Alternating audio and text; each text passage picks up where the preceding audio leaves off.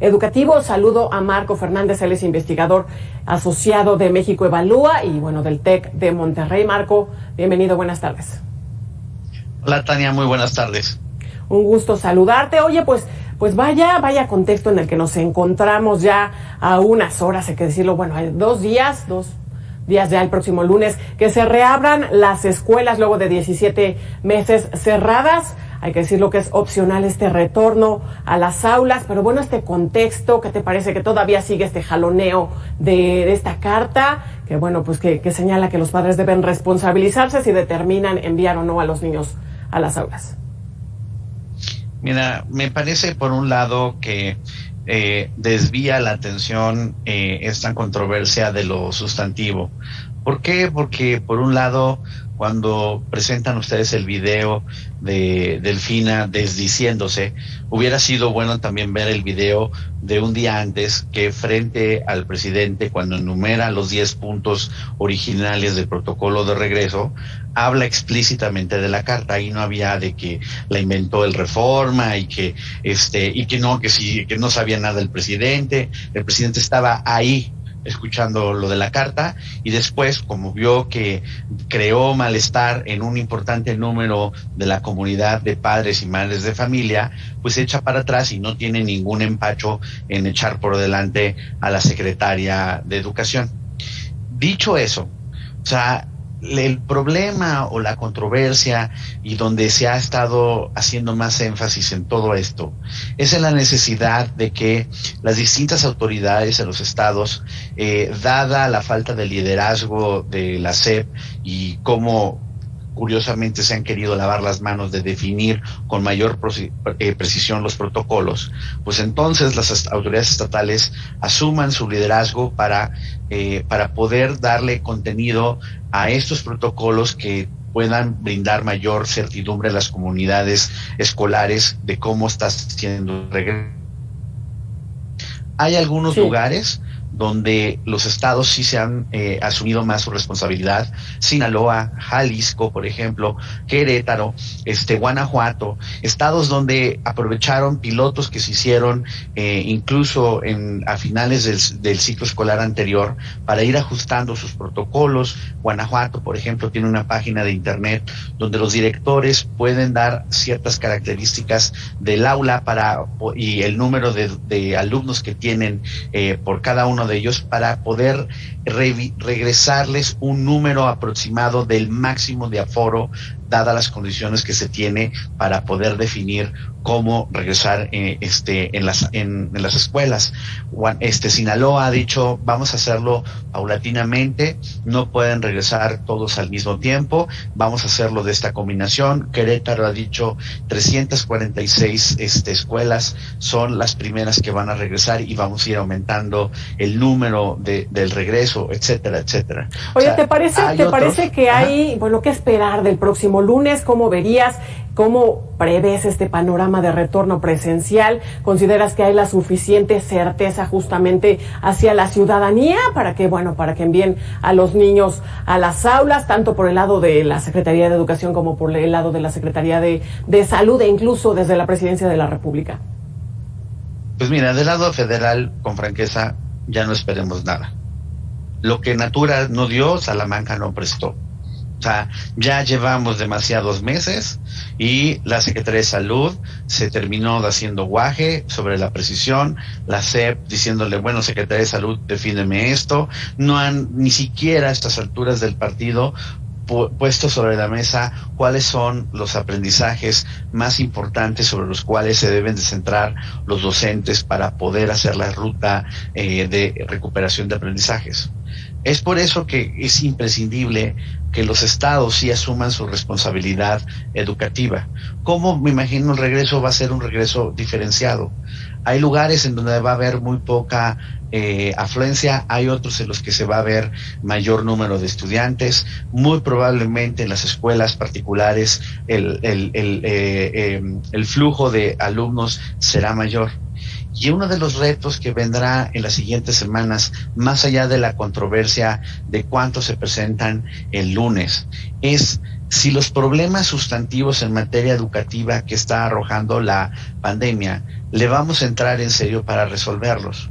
Conforme vayamos poco a poco regresando con mayor presencialidad a las aulas, el reto de recuperar los aprendizajes, atender la parte emocional, establecer políticas específicas para que esas niñas y niños jóvenes que abandonaron la escuela o que ya no se matricularon a este ciclo escolar, lo hagan. ¿Qué cosas en específico va a hacer cada autoridad educativa en los estados para coordinarse, por ejemplo, con sus supervisores, con sus directores, para ir a tratar de rescatar a esas personas que abandonaron la escuela? Ahí va a estar centrado, o se tendría que estar centrando el debate. Y esa atención que yo reconozco que ustedes, por ejemplo, en Mega Noticias han tenido al tema educativo, va a tener que persistir, porque después de la controversia que si abrimos, que si no abrimos, va a haber inevitablemente, no nos engañemos, algunos lugares donde habrá contagios y será la nota del reporte de alguno de tus corresponsales y demás. Y por supuesto que eso es importante, pero no podemos dejar de poner atención en lo central de cuáles están siendo realmente ahorita las mayúsculas afectaciones que tenemos que encontrar la manera de irlas resolviendo, porque el peligro de no hacerlo, el peligro de no poner al centro estos aspectos en el debate educativo, es que la gente, por un lado, va a creer que ay, medio vamos, las autoridades, con toda franqueza, varias de ellas se van a hacer guaje, y los afectados van a ser, lamentablemente, esta generación que ya ahorita está viendo no solo cómo están aprendiendo menos, cómo la parte emocional ha sido afectada, sino que su futuro, con franqueza, Tania, no pinta de la mejor manera. ¿Qué vamos a hacer nosotros como sociedad en general para alzar la voz y estar poniendo la presión a las autoridades para que asuman su responsabilidad y defender el derecho del ejercicio a la educación de nuestros hijos? Totalmente de acuerdo. Y bueno, pues antes de que vayamos a revisar algunos bytes que quiero contrastar contigo, por supuesto quiero pedir tu opinión en torno a lo que veíamos esta mañana. ¿Cómo abona en este contexto educativo pues esta circunstancia de la CENTE que se registró por la mañana ya en Chiapas, la sección CENTE, pues 7 de la CENTE reteniendo al presidente de la República? Y bueno, daba ahí algunos argumentos, decía pues que hubieran las circunstancias, por supuesto, de seguridad sanitarias para este retorno a clases presenciales. Y bueno, por otro lado, pues este tema de cajas de ahorro, circunstancia de dinero de por medio que tiene que ver pues justo con la Coordinadora Nacional de Trabajadores de la Educación. ¿Cómo abona justo en este momento?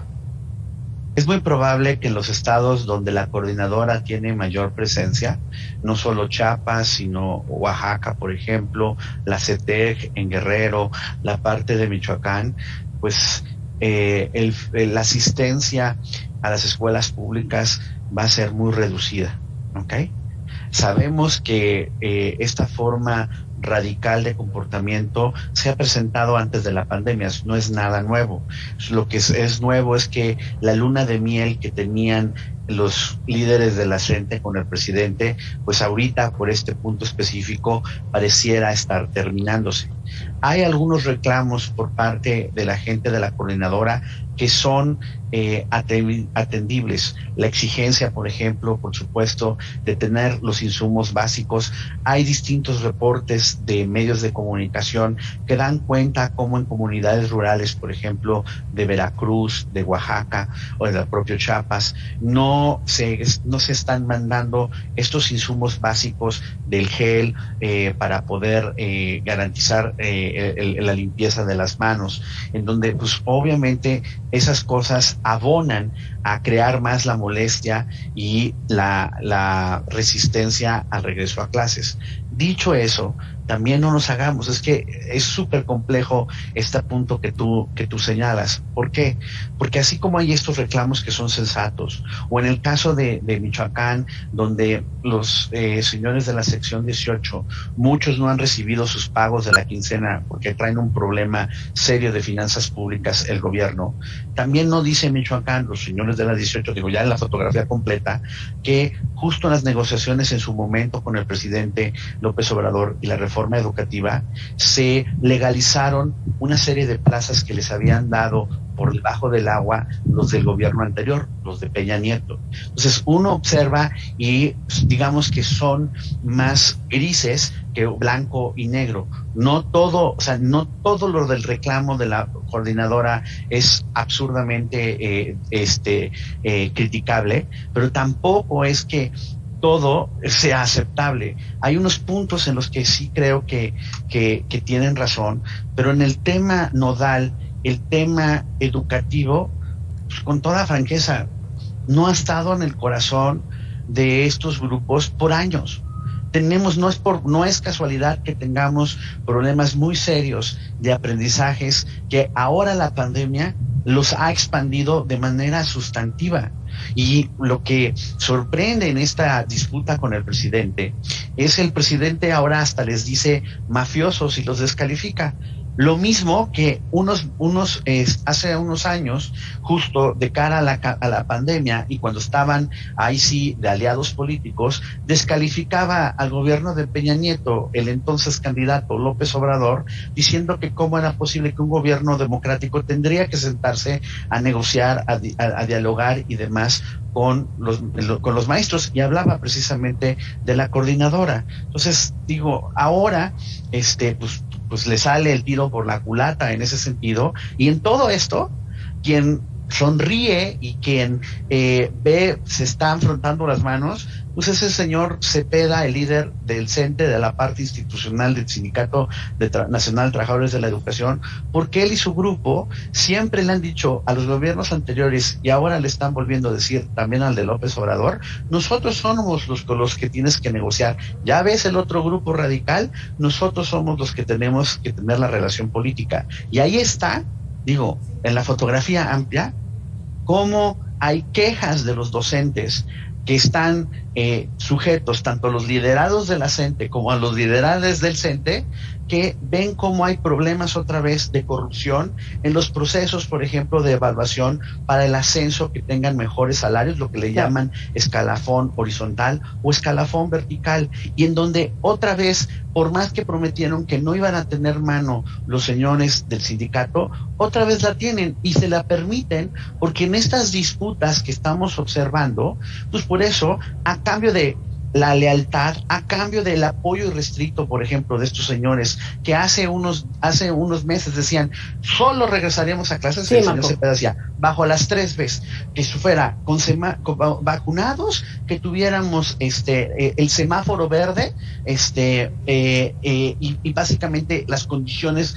de salud establecidas. Claro, interesante, la verdad, muy interesante. Justo todo esto que nos explicas, esta parte de que se parece estar terminando esa luna de miel entre la CENTE y el presidente de la República. Pero bueno, ¿qué te parece si vemos aquí en Ciudad de México? La prensa le preguntó a Claudia Sheinbaum en torno a qué tan seguro pues era este regreso presencial a las aulas. Y bueno, ¿qué te parece si vemos cómo respondió?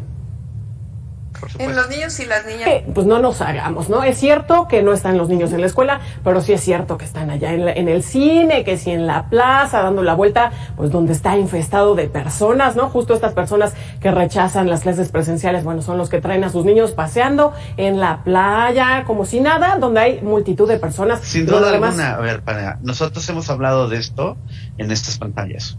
Y hay una corresponsabilidad en ese sentido del lado de la sociedad, sin duda alguna. Nada más que no se lave las manos la jefa de gobierno, porque uno de los problemas precisamente de este comportamiento también irresponsable de muchos de la sociedad, sí, tiene responsabilidad la sociedad, pero también la tiene la autoridad.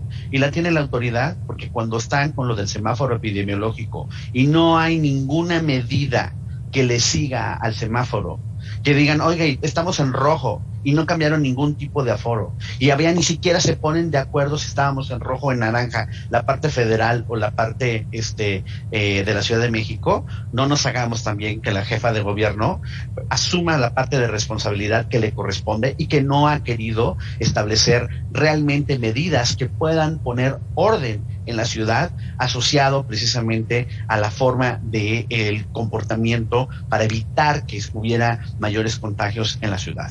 Y ahora, por ejemplo, si ya vamos a hablar la fotografía completa de los espacios seguros, es cierto, no hay hasta ahorita evidencia en el mundo que encuentre que si se cumplen los protocolos del uso de cubrebocas, lavado de manos, etcétera, la ventilación, si se cumplen, ojo, la condición es si se cumplen, las escuelas no hay evidencia que muestren ser centros de brotes de contagio. Así es. Eso es cierto, pero un elemento fundamental es la realización de pruebas aleatorias, incluyendo a los alumnos, porque 35% hay un reporte médico último sobre la variable Delta, que el 35% de los casos son asintomáticos. ¿Dónde está la medida que ponga la jefa de gobierno para que al menos en la Ciudad de México haya pruebas aleatorias en las escuelas y detectar los casos asintomáticos? ¿Eso quiere dar seguridad?